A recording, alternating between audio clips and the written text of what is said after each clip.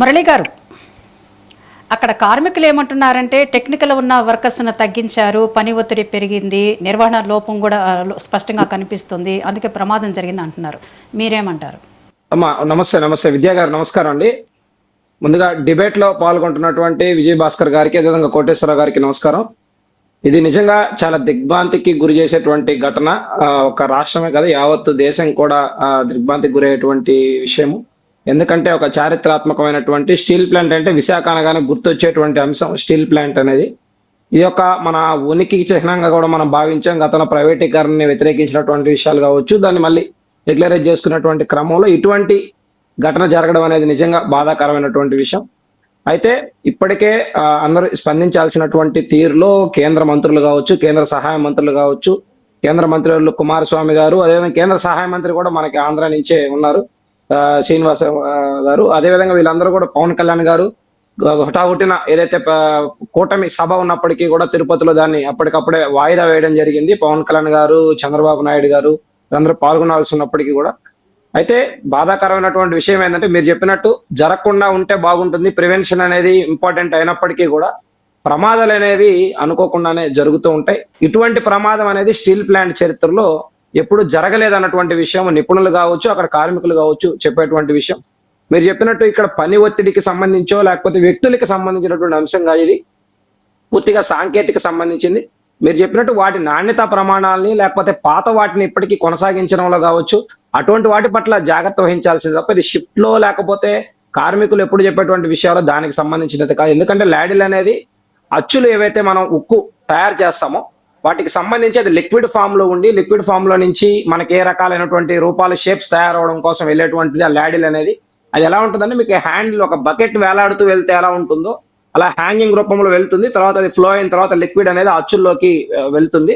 అయితే అది వెళ్లే క్రమంలో ఎప్పుడైనా కూడా ఏంటంటే లిక్విడ్ అనేది ఎగిరి పడడం లేకపోతే ఆ వేగానికి అది దొర్లి పడడం లాంటి చిన్న చిన్న అరుదైన ఘటనలు జరుగుతుంటాయి తప్ప ఆ లాడిల్ అనేది దాదాపుగా 150 టన్నులు వెయిట్ లో ఉన్నటువంటి ఆ లిక్విడ్ ఫామ్ లో ఉన్నటువంటిది ఒక్కసారిగా పేలిపోవడం వల్ల దాదాపు 20 మీటర్ల వరకు కూడా అదంతా కూడా ఎగిరిపడడం, శరీరాలు గుర్తుపట్టలేనటువంటి పరిస్థితులు వెళ్ళిపోవడం అనేది నిజంగా ఆ కుటుంబ సభ్యులకి నా యొక్క తీవ్రమైనటువంటి ప్రగాఢ సానుభూతిని జనసేన పార్టీ తరఫున తెలియజేస్తా ఉన్నాం.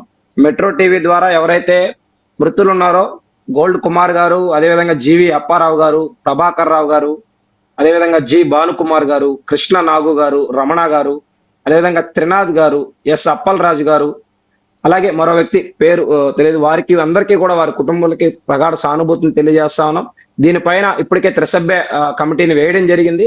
వారి యొక్క నివేదిక వచ్చిన తర్వాత ఎక్కడైతే లోపాలు ఉన్నాయో వాటిని పూర్తిగా సమూలంగా చేయాల్సినటువంటి ప్రక్షాళన చేయాల్సినటువంటి అవసరం ఉంది. ఎందుకంటే స్టీల్ ప్లాంట్ కి దాదాపుగా 2 లక్షల కోట్ల విలువ చేసేటువంటి భూములు ఉన్నాయని మనం పదే పదే మాట్లాడుకుంటూ ఉన్నాం. మరి వాటిని చేయగలిగితే ఈ యొక్క ఒక ఉన్నత ప్రమాణాలతో ఒక స్టీల్ ప్లాంట్ అనేది దేశంలోనే ప్రైవేట్ స్టీల్ ప్లాంట్ కి ధీటుగా అత్యున్నతమైనటువంటి స్టీల్ ప్లాంట్ గా రూపొందేదానికి అవకాశం ఉంది. కాబట్టి ఇప్పటికీ ప్రభుత్వం దానిపైన దృష్టి సారిస్తా ఉంది. ఇప్పటికే కొంచెం కొంచెం వాటిని సరిదిద్దుకుంటూ వచ్చే క్రమంలో గతంలో ఉన్నటువంటి లోపాలు కావచ్చు, గతంలో జరిగినటువంటి నిర్లక్ష్యాన్ని కావచ్చు, కూటమి ప్రభుత్వం వచ్చిన తర్వాత సరిదిద్దుకుంటూ వస్తూ ఉంది. అయితే ఈ క్రమంలోనే ఇది జరగడం అనేది నిజంగా బాధాకరమైనటువంటి విషయం. త్రిసభ్య కమిటీ నివేదిక వచ్చిన తర్వాత ఎక్కడ లోపాలు ఉన్నాయన్నటువంటి విషయాల్ని పూర్తిగా దాన్ని సమన్వయపరుచుకున్న తర్వాత పూర్తి స్థాయిలో ఇప్పటికే ఎక్కడా కూడా క్షతగాత్రులు కావచ్చు, లేకపోతే వాళ్ళకి అందించినటువంటి వైద్యం విషయంలో కావచ్చు పూర్తి ప్రభుత్వం బాధ్యత తీసుకునింది. అదేవిధంగా అసలు అవకాశం లేనటువంటి ఒక అంటే సాధారణమైనటువంటి హామీ కాదు కుమారస్వామి గారు ఇచ్చింది. ఎందుకంటే కాంట్రాక్ట్ ఉద్యోగులు రెగ్యులరైజ్ చేయడం అనేది చాలా కష్టతరమైనటువంటి ప్రక్రియ స్టీల్ ప్లాంట్ ఉద్యోగులకు సంబంధించి. అయితే వాళ్ళ కుటుంబాలకు భరోసా ఇవ్వాలి. ఒక కుటుంబ పెద్ద మీద ఆధారపడి ఉంటుంది. ఒక ప్రాణం ఆ ఇంట్లో కోల్పోతే ఆ ఇంటిల్లిపాదికి జీవనోపాధి కావచ్చు, పిల్లలు చదువులు, పెళ్లిళ్ళు, అనేకమైనటువంటి బాధ్యతలు ఉంటాయి. కాబట్టి కాంట్రాక్ట్ ఉద్యోగులకి అదేవిధంగా శాశ్వత ఉద్యోగులకి ఇద్దరికి సమానంగా నష్టపరిహారాన్ని ఏవైతే వాళ్ళకి వచ్చేటువంటి ఇన్సూరెన్స్లు, క్లెయిమ్లు అటువంటివి కాకుండా 25 లక్షల రూపాయల యొక్క నష్టపరిహారాన్ని ప్రకటించడం జరిగింది. అదేవిధంగా ఎవరైతే కాంట్రాక్ట్ ఉద్యోగులు ఉన్నారో వారికి కానీ లేకపోతే శాశ్వత ఉద్యోగులు ఉన్నారో వాళ్ళకి కానీ కుటుంబంలో శాశ్వత ఉద్యోగాన్ని ఇస్తానని కూడా చెప్పడం ప్రకటించింది. ఇది నిజంగా ఒక సానుకూలమైనటువంటి వాళ్ళ కుటుంబాలకి ఎంతో కొంత అంటే పోయిన వారిని మనం తిరిగి తీసుకురాలేం, కానీ వాళ్ళ కుటుంబానికి ప్రభుత్వం అండగా ఉంటుంది అన్నట్టు ఒక భరోసాని కలిగించడం అనేది ఒక సానుకూలమైనటువంటి అంశం. అదేవిధంగా వాళ్ళు పర్మనెంట్ చేస్తామని కూడా చెప్పారు. కాంట్రాక్ట్ ఇప్పటి వరకు చేస్తున్న వారికి శాశ్వత ఉద్యోగాన్ని కూడా ఇస్తాము, దాని అవసరమైతే కేంద్ర కేబినెట్ లో కూడా మాట్లాడి కూడా అటువంటి నిర్ణయాన్ని కూడా తీసుకుంటామని చెప్పి కూడా కుమారస్వామి గారు ప్రకటించారు. అదేవిధంగా పవన్ కళ్యాణ్ గారైతే ఆసుపత్రికి వెళ్లి క్షతగాత్రులను సైతం పరామర్శించి వారి యొక్క యోగక్షేమాల్ని తెలుసుకోవడం జరిగింది. అందరూ కూడా ఇప్పుడు హుటాహుటిన స్పందించారు. అయితే దీనికి మీరు చెప్పినట్టుగా ఇటువంటివి జరగకుండానే ఉండాలి. ఈ బాధాకరమైనటువంటి ఇటువంటి దుర్ఘటనలు అనేవి జరగకుండా, ఎందుకంటే యావత్ రాష్ట్రం కూడా ఒక శోక సముద్రంలో ఎండిపోయిందనాలి. ఎందుకంటే స్టీల్ ప్లాంట్లు ఎక్కడ జరిగినా కూడా మనకి దృష్టి అంతా కూడా వేగంగా ఉంటుంది. కేంద్ర మీడియా కావచ్చు, లేకపోతే ఒక విషయం కాబట్టి ఇటువంటి ఘటనలు పునరావృతం కాకుండా ఖచ్చితంగా కూటమి ప్రభుత్వం దానిపైన చర్యలు తీసుకుంటుంది. దీనికి ఏదైనా బాధ్యతలు, నిర్వహణ లోపము, నిర్లక్ష్యం ఉంటే మాత్రం ఖచ్చితంగా వాళ్ళ పైన కఠిన చర్యలు అయితే ఉంటాయని చెప్పి మేము తెలియజేస్తాం.